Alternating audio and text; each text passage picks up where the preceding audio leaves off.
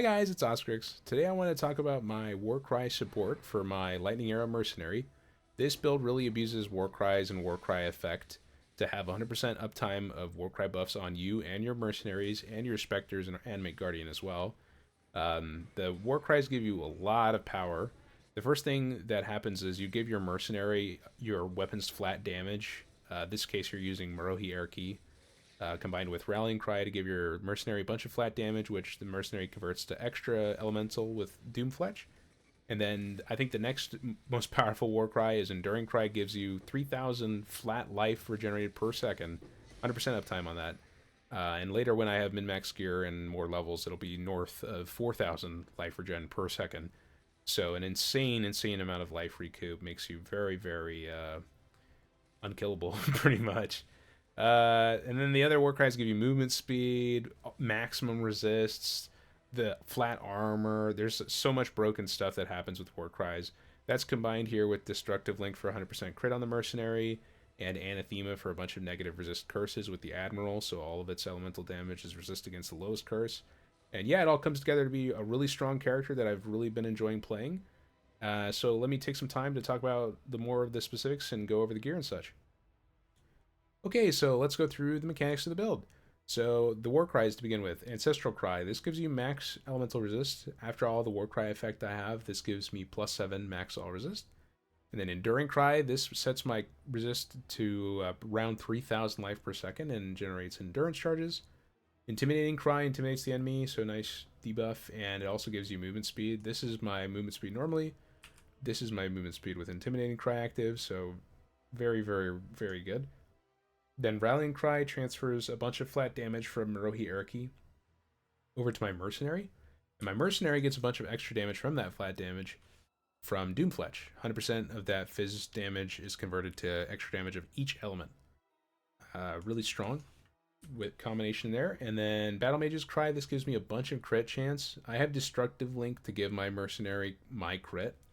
So normally I've got 34% with Merc equipped. And if I War Cry a bit, you can see here I've got 71, and I'll War Cry a little more to get more power charges. And now that I have all my power charges, I've got 90.96%. So that's the combination of my 4 power charges and Battle Mage's Cry giving me that crit chance. And then with a Diamond Flask active, I'm 100%. So that means my Mercenary is getting 100% crit chance for Destructive Link, and Battle Mage's Cry is really helping a lot to get there. And I've got all those on urgent orders, so they're a little bit faster. And then I've got 2 other supports. Seismic Cry, this gives you a really small amount of flat armor and stun threshold. Stun threshold's not relevant for you. But this is nice for, I think, your Mercenary to get stun threshold. I'm not sure if they get stunned a lot, but, you know, it's kind of nice for that. If you were to cut anything from the build, this is probably the most cuttable War Cry. And then Infernal Cry gives your Mercenary fizzes extra fire, so more flat damage, and it also kind of marks things to be exploded. The other thing that really scales the damage other than Destructive Link, the War Cries, is curses. So I've got Anathema, so I've got a curse limit of 4, because I've got +1 power charge on the tree. And I've got Bane to apply those curses, and Bane applies Elemental Weakness, Inflammability, and Punishment. And I've got all these linked to Enhance, so that way it increases the curse effect with Bane.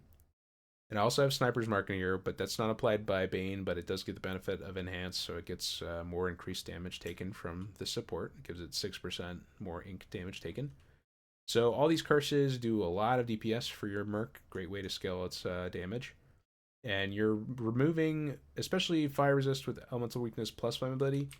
And your Mercenary wears the Admiral, so all elemental damage is resist against the lowest resist. So typically that's going to be fire in this case since you're reducing it by these 2 resists. And I want to get exposure in the build. I think I'll probably do that putting Eye of Malice on my Animate Guardian, but I haven't done that right now because it's not the best for like clearing, I don't think. But yeah, exposure would help a lot for that too. Other than that, I've got Spectres for kind of like pseudo auras. I'm using 3 Ritual Spectres. I'm using the Perfect Hydra for haste, the Perfect Tiger for, the Perfect Hydra for hatred, the Perfect Tiger for haste, and the Perfect Turtle for determination and flat physical damage reduction. So these are really nice to get, and they're basically just free auras. And because the War Cries that you do affect your Spectres as well, they get a ton of regen. And survivability, they get like 20% plus life regeneration per second from Enduring Cry, which makes them pretty much unkillable. As you can see from this Uber Shaper footage, I took them into that fight and they tanked everything and they lived to tell the tale, which is typically not the case for Spectres and Uber fights, that's for sure. Yeah, they're way tankier.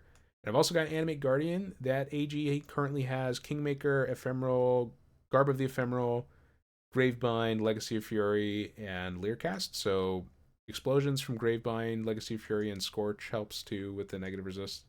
Garb of the Ephemeral and Kingmaker are really nice support defensive items, and Learcast for 50% ink damage taken. But I think I might also use Eye of Malice, like I was saying earlier, instead of Learcast, especially when I'm doing bosses, because then he can auto attack and apply exposure, and he also reduces their resist with the Eye of Malice aura buff. So that could be really strong. The other sockets here, we've got clarity in my unset ring.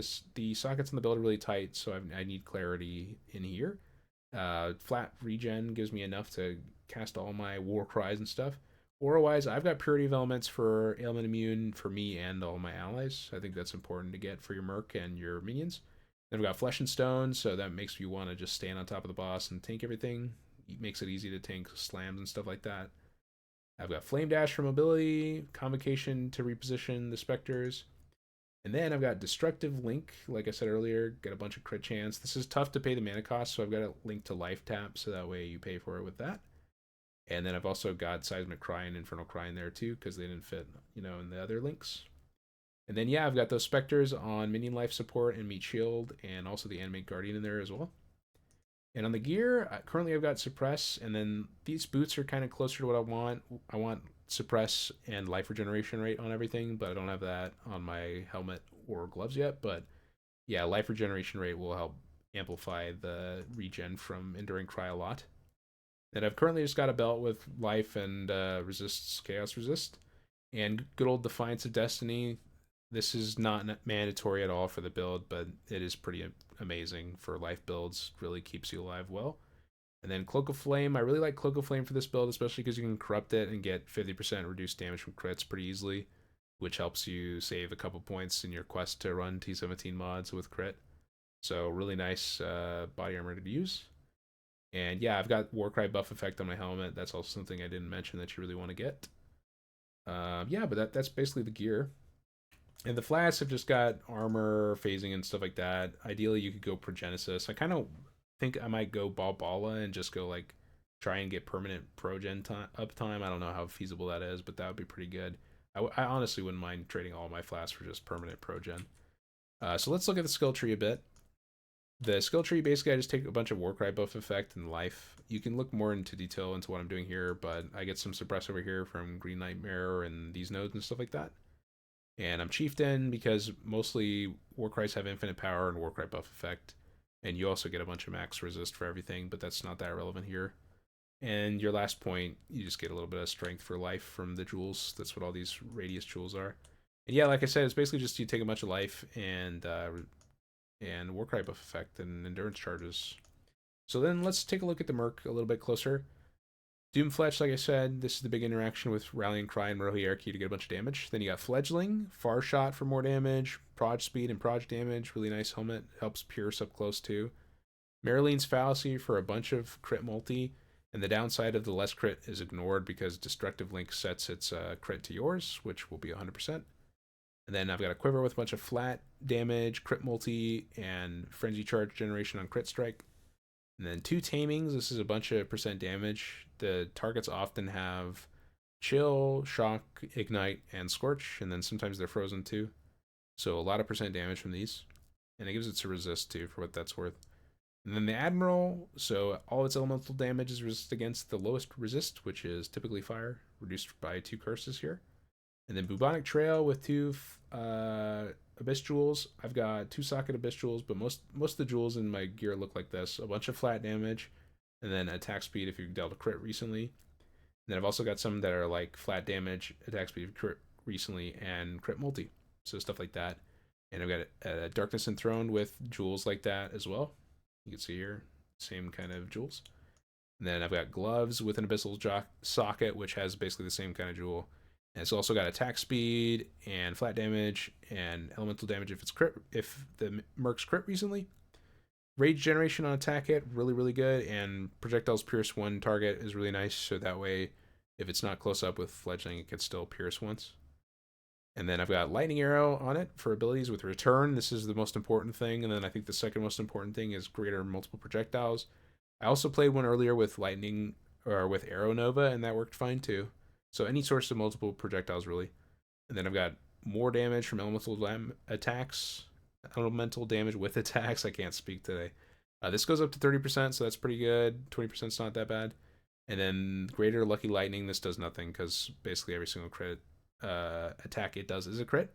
It's got Assassin's Mark, but this gets overwritten by my curses, so it doesn't really ever happen. Sometimes it does when I'm not using Sniper's Mark, though. Storm Rain, I think this does a ton of damage. I've got concentrated effect and greater attack speed and flat lightning on it. I think this actually does a ton of damage against bosses. I'm really trying to find one that has more like of a support suite on Storm Rain to see how crazy it gets, or like find one that spams it more. But yeah, this seems to do a lot of damage. It's hard to tell when I'm doing bosses, but it really does seem to do a lot of damage. Then we got Ball Lightning Arrow. I don't think this really does much of anything, honestly. But it's got chain and elemental damage with attacks, flat lightning, and attack speed. But yeah, this doesn't really seem to do a ton from what I've seen. Maybe I'm missing it, but yeah, it doesn't seem to do a lot of damage. But luckily, it has a high cooldown, so the Merc doesn't spam it or whatever. And then it's got Wrath, so a bunch of flat lightning and precision, accuracy, and crit. And the crit is really nice for my character to get more crit for Destructive Link. So yeah, that's basically the whole Merc. Bunch of crit, multi percent damage, flat damage, and other kinds of scaling on here, and it works really well. Like I said, the most important stuff I think you need is lightning arrow with return and some source of multiple projectiles, and then that's about it. Getting pierce on here would be really nice, or like other sources of added damage. And then yeah, I'm really curious to try out more about Storm Rain. Storm Rain seems really, really good to me with concentrated effect. Concentrated effect seems to be the key for it to be good, because I had one without it before and it wasn't as good, but with concentrated effect, it seems really strong. I think I've talked about basically everything I need to talk about. This has probably been a pretty long one, but yeah, this character's been really strong, and I've been having a lot of fun with it. I've got 2 more levels to go, and I'm definitely gonna be playing them through those 2 levels and min maxing it more. So keep an eye out for my level 100 update video on this character. That's no doubt gonna happen as long as I don't die to something silly. And yeah, thanks a lot for watching, guys. I really appreciate you all a lot. And you can see the POBs in the description, and the Merc POB and the Animate Guardian and all that. And yeah, thanks for watching, guys. I'll see you guys in the next one. Later.